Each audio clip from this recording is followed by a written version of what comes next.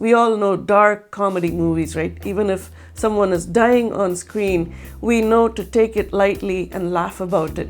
Well, in that case, we can say director Maniratnam has gone for dark tenderness in the climax scene of PS2. Even though Karikalan is getting stabbed to death, what the audience ends up feeling is the tenderness of their love. How do the music department and other departments achieve this? That's what we'll see in this episode.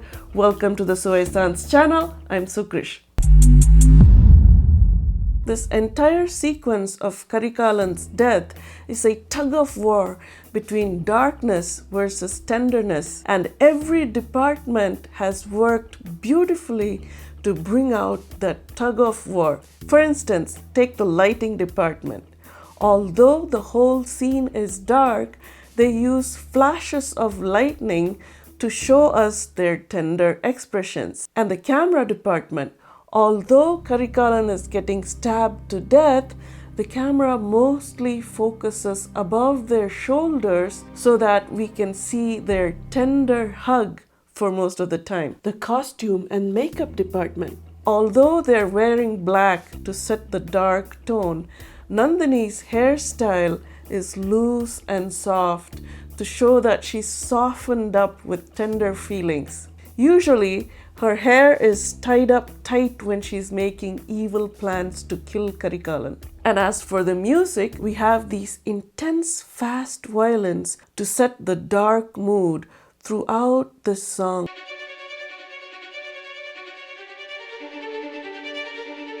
We also have this doom drum.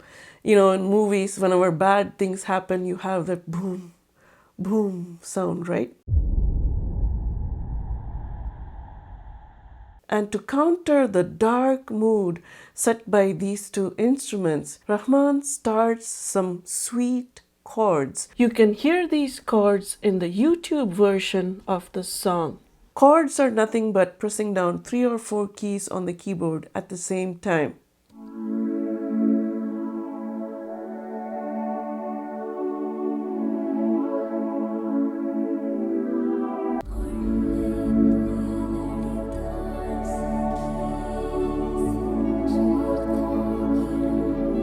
These chords are not just sound fillers to make it sound rich.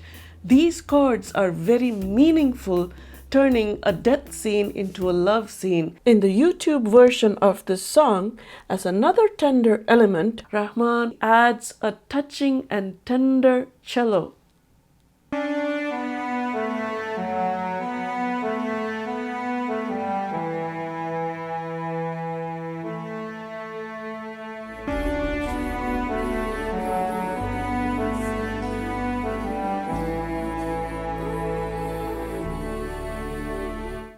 But in the movie version, the sweet chords and the sweet cello are not very audible. They toned down most of the tender instruments for the movie version. Khatija Rahman's voice alone leads the tug-of-war for the tenderness side in the movie version.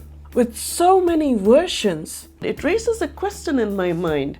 Did Rahman compose the music for the scene after the edits were made, or did the editor edit based on Rahman's music? And it's hard to tell just looking at the movie, and that itself is a good indication that this is an outstanding piece of work. It means they've probably gone back and forth, improving the music according to the edits and improving the edits according to the music, until we can no longer figure out which came first.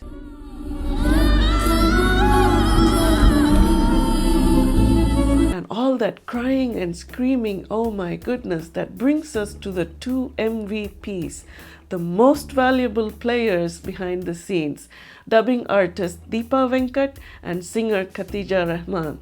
The dubbing artist probably had to scream for long hours, generating many takes so that the editors and sound engineers can pick the best ones most suitable for Aishwarya Rai's expression.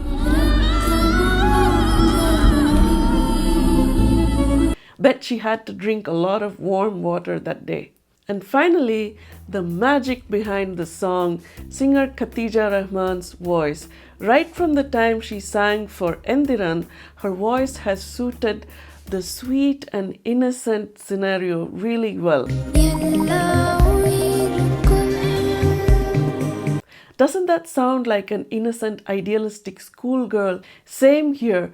It suits perfectly because Nandini is wishing that she could have stayed innocent like her young teenage self. The screams and singing are balanced without too much overlap so that both can have a strong pull in the tug of war, and they both nailed it. After Karikalan drops dead, the song turns more dark with additional layers of intense fast violence like this.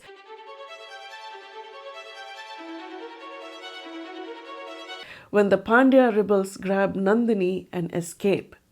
And like this.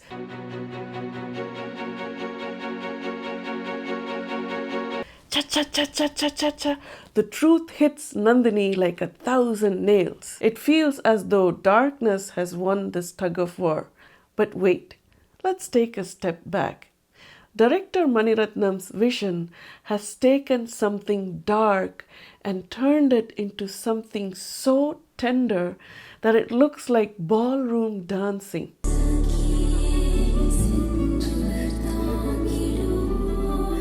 It's the tenderness that won our hearts and stayed in our memories. And that's the genius. This climax is a masterclass in tight coordination between all aspects of filmmaking. And I hope it is studied for years to come. See you on another episode. Check out other videos on this channel and don't forget to subscribe.